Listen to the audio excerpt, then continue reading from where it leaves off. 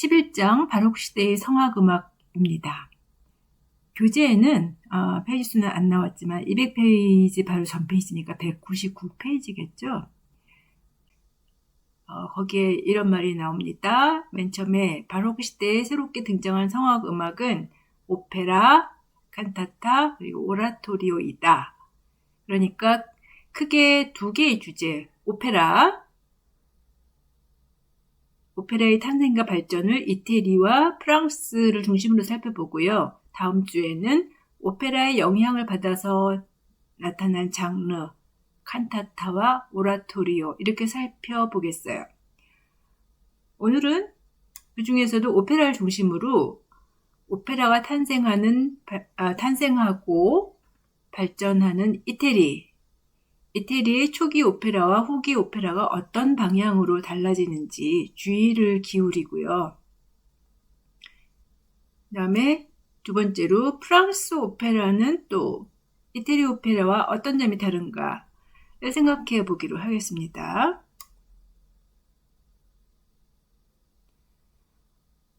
우선 지난 시간에 살펴봤던 모노디 양식이 또 나오네요. 그죠?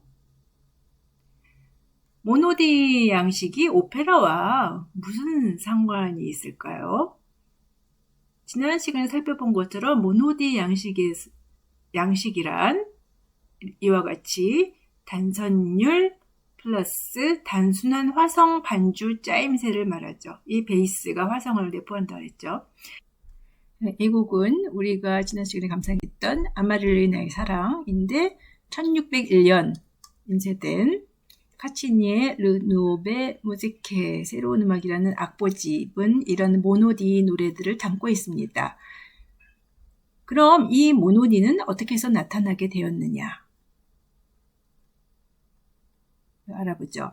1600년경 이태리 플로렌스, 영어로 플로렌스이고 이태리 말로는 피렌체의 귀족 바르디 공의 집에 당시에 이제 시인, 음악가, 지식인, 후원자들 이런 지식인들이 정기적으로 모입니다.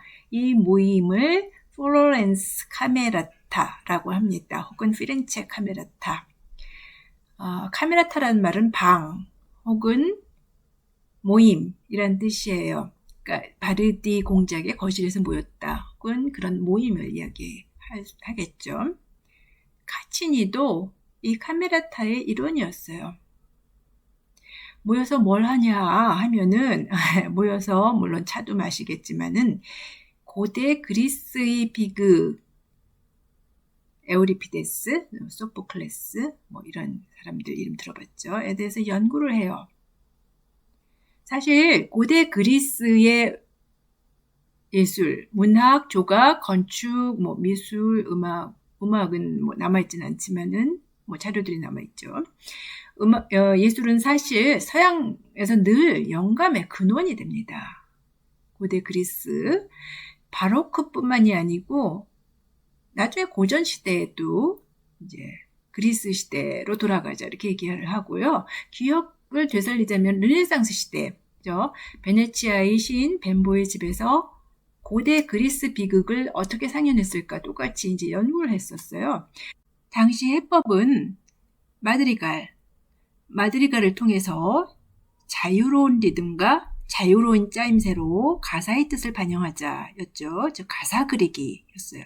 그렇지만 당시의 주요 음악들이 다성부 형태였기 때문에 마드리갈 역시 다성부 음악이었는데 이제 1600년에 피렌체 예술가들은 고대 그리스 비극이 대사를 그냥 말로 한 게 아니고 노래를 했을 것 같다. 그거는 같은데 근데 그 방법이 달랐는데 즉 시의 운율과 억양, 강세에 맞춘 자유로운 리듬과 빠르기가 가사의 뜻과 감정을 좀 더 직접적으로 전달할 수 있다. 예를 들어서 액센트가 들어가는 낱말은 높이 올리든지 길게 처리한다든지 또 중요한 말은 불협화음으로 강조한다든지 이를 위해서는 독창선율이 좋다.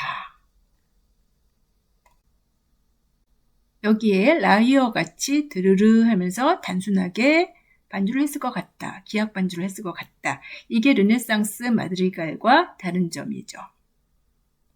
바로 이것이 카치니 노래에서 들은 것 같은 모노디 양식이었어요. 그런데 나중에 이제 스토리가 보다 급박하게 돌아가는 상황에서는 화성은 많이 움직이지 않고, 그러니까 바소 콘티누오가 길게 지속되는 동안에 독창 성분은 보다 유연한, 이와 같이 악보와 같이 같은 음을 막 반복한다든지, 그죠? 이렇게 바소 콘티누오가 지속되는 동안